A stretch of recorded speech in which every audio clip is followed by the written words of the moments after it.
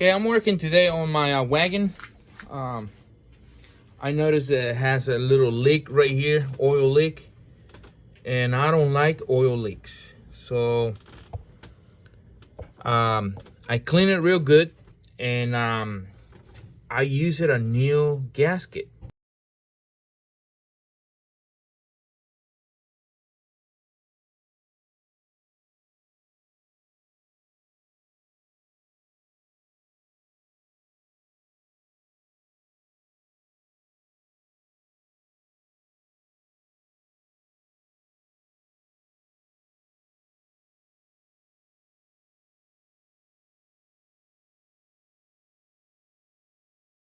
Well, I put the valve cover back in there with the new with my system. You know how I shave the little metal spacer on the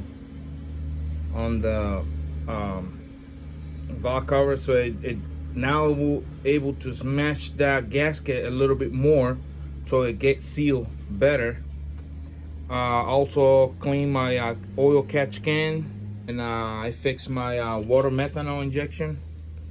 I have two nozzles now. I put four, but that was way too much power, so I had to reduce it to two nozzles now, one for each pistons.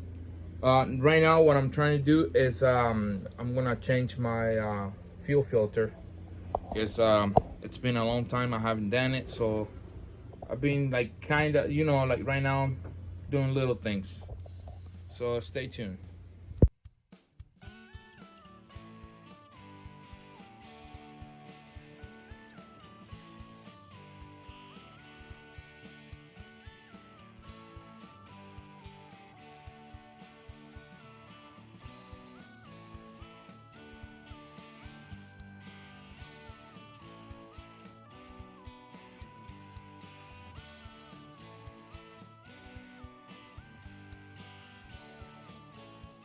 Guys, once we already installed the filter, and I forgot to mention this, I have a vacuum pump, mini vacuum pump or whatever. This is a Blue Point. So once we need to do is before we disconnect any hose, so the way the system doesn't get air into the system, you guys need to get these pliers, also provided from Snap-on. You can use whatever to kink the hoses. Same thing on the main lines, kick them like this, kink, and then that way you prevent to get a ton of air into the system, and then the car doesn't want to start anymore. So now the vacuum pump, I'm gonna show you how to use the vacuum pump. What we're gonna do is fill this filter with fuel because it's empty right now, and if you crank the engine with air in the system, it will take forever. You're gonna have to be all day there trying to prime the injectors and all that stuff. So this is easier. Just what you're gonna do is unplug the main line, put them up at the side somewhere, and plug a hose on the filter, on the exit, the one that fits the pump, which is this is nice hose to be there, huh? But it's not for diesel. So the other thing you're gonna do is connect the bottle thing, and I don't know if I'm gonna put myself right here, but look, this is the this pump can work in vacuum and pressure. So if you turn it that way, it will blow air. If you put them this way, it will suck air. So we're gonna pump it, make sure it's tight. I have the seal. There you go. Oops, I passed all the way through it. So there you go. Make sure you got you can see the needle start moving. 5 psi of vacuum pressure. So now remember, since we got the system kink, there's not gonna see now it's moving to almost 10. So we need to open. There's 10 psi of vacuum pressure. So since we got the system closed, we're gonna have to find a hose that we got them closed. So this in this case is gonna be the black hose. So open it up like this. Let the system start working, because that's gonna fill the fuel filter. It's gonna fill it up. Let that start to work. You guys will see. So it's sucking air right now, but we're gonna fill it up all the way through. So we keep applying vacuum pressure. You can see we are at 10.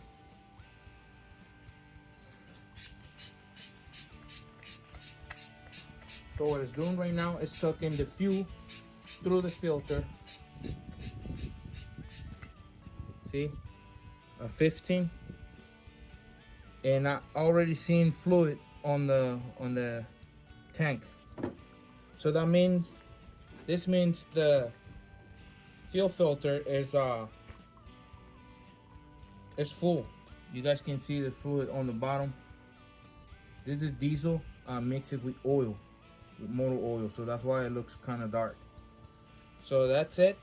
Now, once you already see the fluid right here, go ahead and pinch the hose back here again, so you know the whole system is full. Now what you're gonna do real quick, unhook this, connect this, and then put your clamp in there or whatever. Yep, tie it. And this car should start right up after a fuel filter replace. We're gonna check this filter real quick. And well, not right now, but I mean, I'm gonna show you guys how the engine fire right up after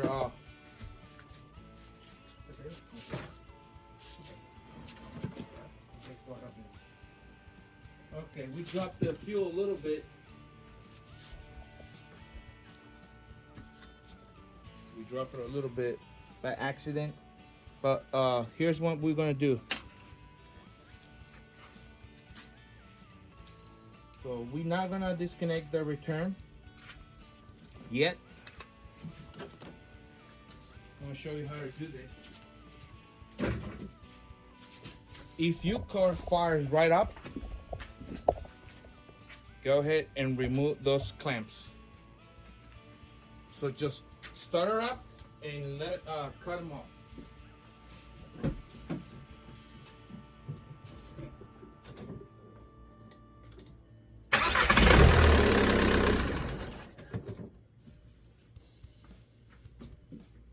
Okay, this means the system, it doesn't have a lot of air.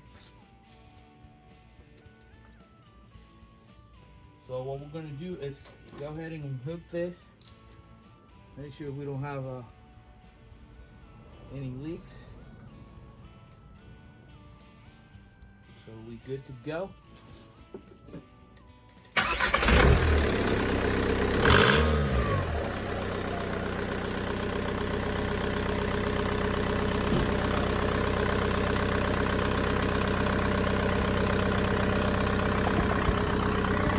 So she's good. I'm gonna show you guys another trick that I just invented. See this right here? There's a spring that is pulling my e-brake cable up with this bracket bolted to the existing bolt. You can see right there. So I just do the nail and drill a couple holes and just put them like that. I did a couple holes for different tension. but it looks like it's working. We want the brake disc to do this. See, that it rolls easy. Same thing on the other side. There you go.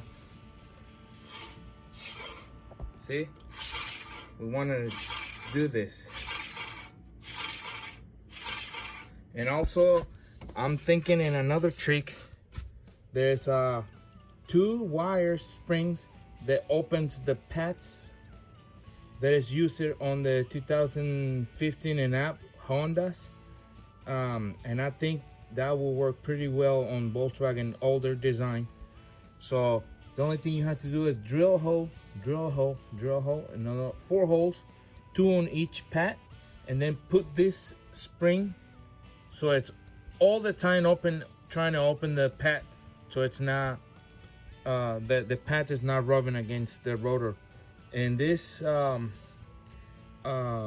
springs or wires, whatever, it's because Volkswagen has some. Look, you can see Volkswagen has some in there, but it is to keep the pad pushing it this way, not open it up.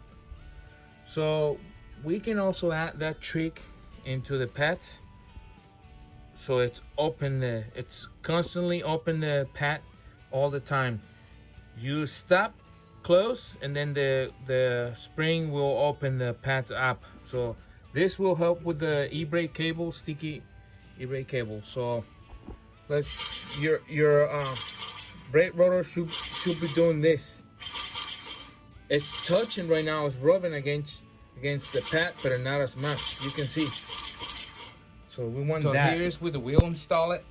These are for anyone that wants to know, these are a 225 40 18. This is Aristos. This usually came in a R32 Golf. So yes, I got the real deal. Volkswagen. Anyways, you guys once your real wheel do this. Look, I'm just touching it and it's just like spinning by himself. So we wanted to do this in order to save fuel. See, we wanted to do this. If it's not doing this, if it's doing this and it stopped, you are burning extra fuel for nothing. I mean, it's coming out of your pocket. So check it out. Your wheel needs to do this. You see that? That's okay. We are on the other side, and we're gonna give it a good spin so you guys see the how easy it is to roll this thing. See? I mean, I can stay here, but it's like, it's how you wanted the reins to spin freely. The front ones are not usually getting stuck, but the rear ones are the ones that get stuck because the e-brake. I have my car right here apart right now because I want to do the spring to open the pads when I'm braking. I already got them in. You guys can see. I drill a hole into the pad. Got them in there. So that's pretty much how it's gonna look. Right now, it's they are applying force to open the pads. So that's what we want. So I'm trying to show you the trick for the open your pads, so it doesn't stop your I mean, not stop, or it doesn't kill your mileage. Yes, so stay tuned. It's not touching. One thing, you guys have to make sure that this wire doesn't touch the bottom.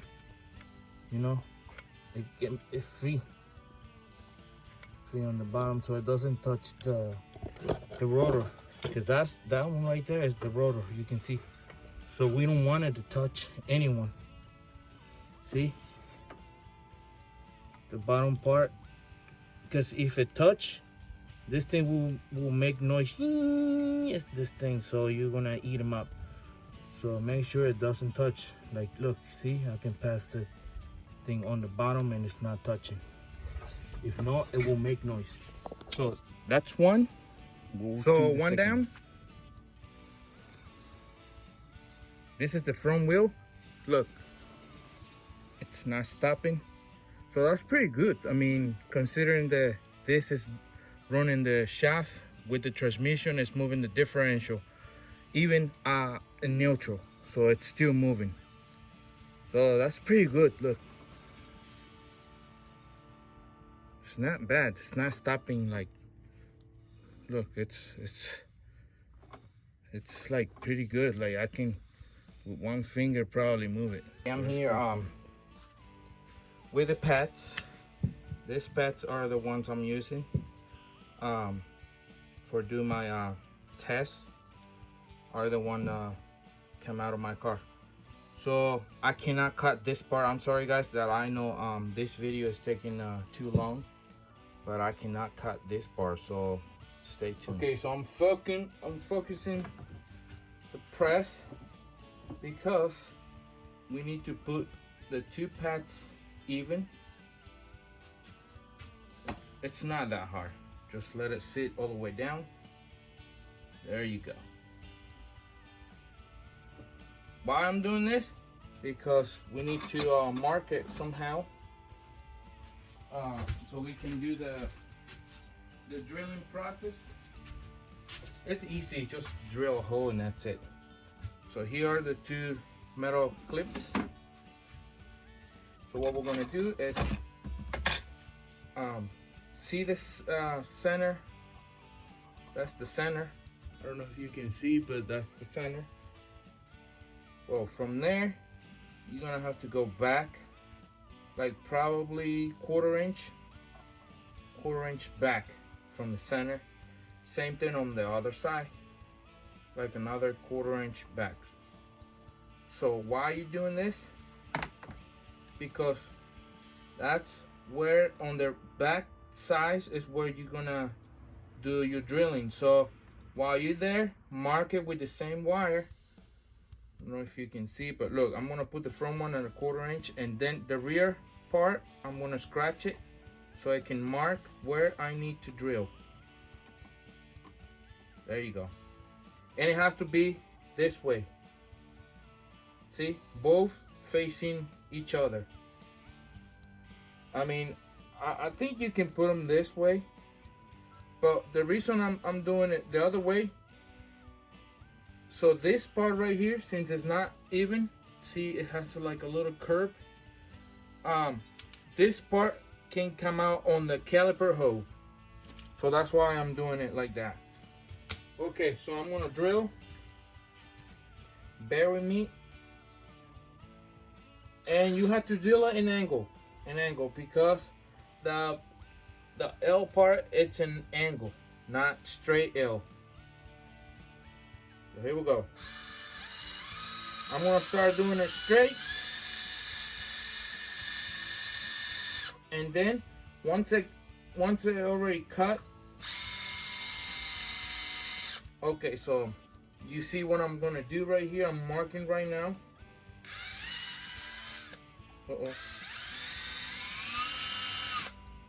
There you go. Okay, let's do it easier. I have the tools, I just like, you know. So there you go. That's one. That's the other one. That one. That's pretty cool. This punch, snap and punch is pretty cool. Anyway, so let's keep doing. I'm gonna pause this because I know I'm just gonna drill this. So hold on.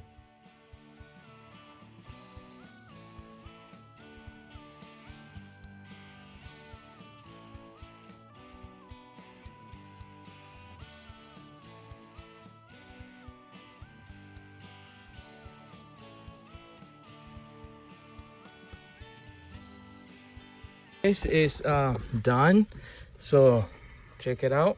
Already got the springs in there, and it feels pretty good. It feels pretty good. So another tip that I'm gonna give you guys, if you see dust in your wheels, like a lot dust from the pads, that means your mostly your caliper is getting stuck. That's why it's getting dusty. I'm gonna show you the rear wheel, how it is. Look, it should spin like that.